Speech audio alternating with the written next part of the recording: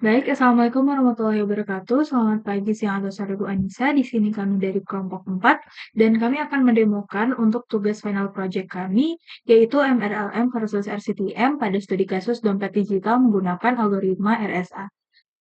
Oke, sebelumnya perkenalkan anggota kelompok kami yaitu Saya Rehana Putri Sasabila dengan NRP 5027221015. dan saya Salsabila Amalia Harjanto dengan NRP 5027221023. Oke, baik. Jadi di sini kami sudah membuka kode dari app.python untuk dompet digital RSA yang menerapkan metode Celtic dari RCTM dan MRLM. Oke, jadi pertama ini merupakan import library-nya, kemudian di sini kita mengenerate key dari RSA-nya. Lalu ini digunakan nanti untuk analisis performa yang akan dijelaskan di akhir nanti. Kemudian ini untuk RCTM-nya atau Robust Chaotic Time Map-nya, di mana nanti di sini dia menggunakan parameter R sebagai pengendali atau kontrol parameternya dan kondisi awal X sebagai nilai awal iterasinya.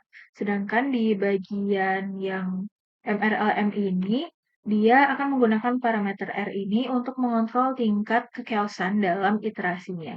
Jadi, misalnya jika R lebih kecil daripada 3,57, nanti dia akan stabil, atau besar dari 3,57, maka perilakunya menjadi chaotic. Kurang lebih seperti itu. Kemudian ini adalah fungsi encrypt message-nya. Apabila nanti metode yang dipilih adalah RCTM, maka fungsi dari RCTM akan dipanggil. Dan jika MRLM juga seperti itu. Jadi fungsi dari RCTM dan MRLM ini dalam RSA adalah untuk menambah hasil enkripsi dari RSA ini dengan bilangan random yang lebih acak. Jadi nanti hasil ciphertextnya itu akan lebih aman dan lebih tidak tertebak. Kemudian ini untuk decrypt message-nya juga ada dua pilihan, MRLM ataupun RCTM. Lalu di sini masuk ke routing aplikasinya, ini adalah untuk analisisnya nanti akan dijelaskan di akhir. Kemudian ini untuk registernya sama seperti sebelumnya. Nanti dia akan menerima input berupa username, password, dan pilihan apakah mau RCTM atau MRLM. Lanjut di sini ada login, kemudian ini untuk dashboardnya nanti akan diarahkan setelah login. Ini untuk fungsi send money.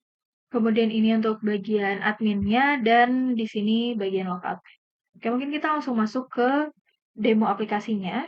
Jadi pertama kita akan klik get started, lalu kita register. Misalnya kita akan register dengan nama Hai, dengan password Hai, dan kali ini kita akan memilih RCTM. Klik register. Oke, masih loading. Oke, kemudian di sini bisa dilihat di database-nya bahwa username atas nama Hai ini sudah terdaftar dan encryption method-nya menggunakan RCTM. Oke, oh ya, ini kurang lebih hasil dari ciphertext yang dihasilkan menggunakan RSA dengan kombinasi RCTM. Oke, lanjut. Di sini kita akan coba login menggunakan password dan username yang tadi. Nah, bisa dilihat kita udah masuk ke dashboard-nya Hai, dan contohnya aja kita akan mengirimkan duit ke username malam yang sudah terdaftar sebelumnya. Jadi misalnya malam, terus kita mengirimkan 30.000, send.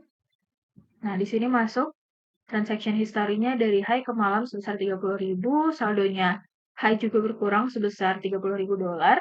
Lalu kita akan coba login dengan malam.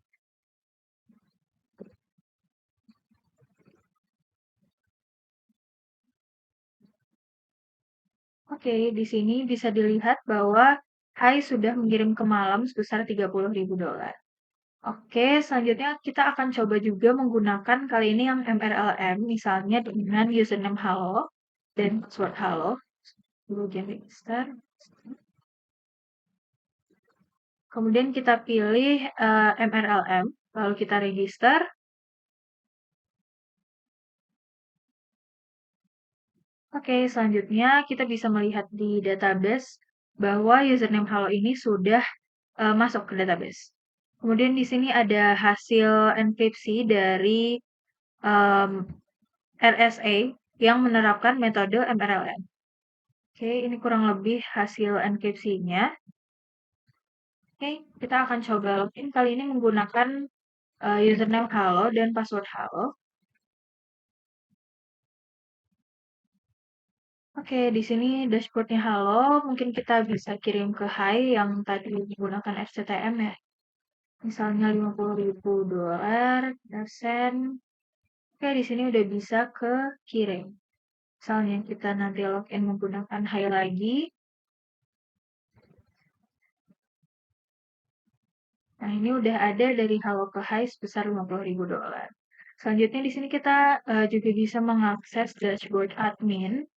Nah, di sini kita melakukan dekripsi untuk melihat balance-nya setiap username ini. Karena tersimpannya di database itu dalam bentuk encrypted atau dalam bentuk ciphertext. Dan di sini sesuai dengan metodenya masing-masing, apakah itu MRLM atau RCTM, akan menyesuaikan dari pilihan drop-down pengguna saat registrasi. Oke, selanjutnya masuk ke analisis performa.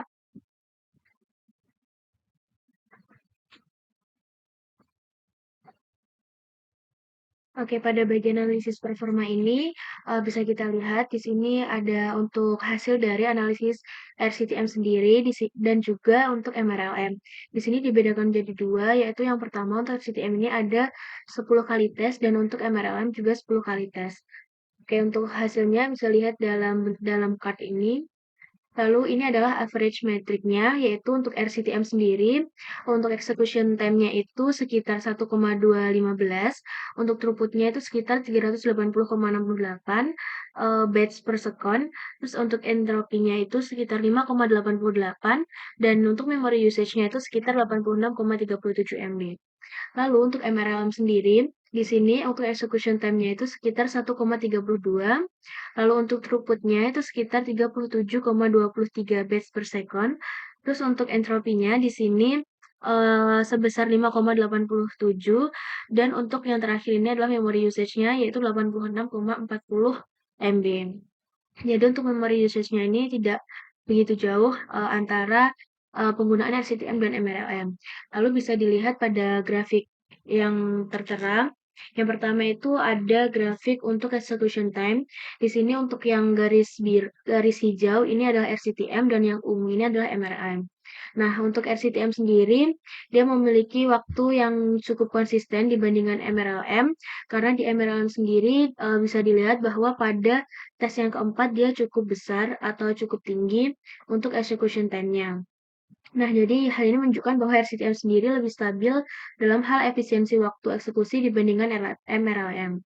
Lalu untuk throughput compression, di sini untuk RCTM sendiri memiliki throughput yang uh, ada kenaikan yang signifikan pada tes ke-9 dan lalu untuk yang MRLM sendiri dia memiliki throughput yang cukup relatif stabil pada tes yang ke-6 hingga tes ke-10.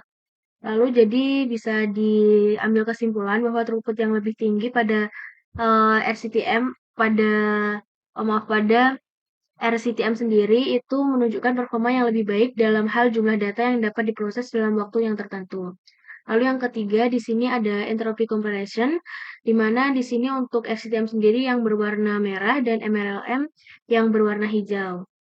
Nah, bisa dilihat bahwa di sini untuk kedua metodenya yaitu RCTM dan MRLM relatif mirip dengan beberapa fluktuasi kecil, namun dapat disimpulkan bahwa tidak ada perbedaan signifikan antara kedua metode ini dalam aspek entropi.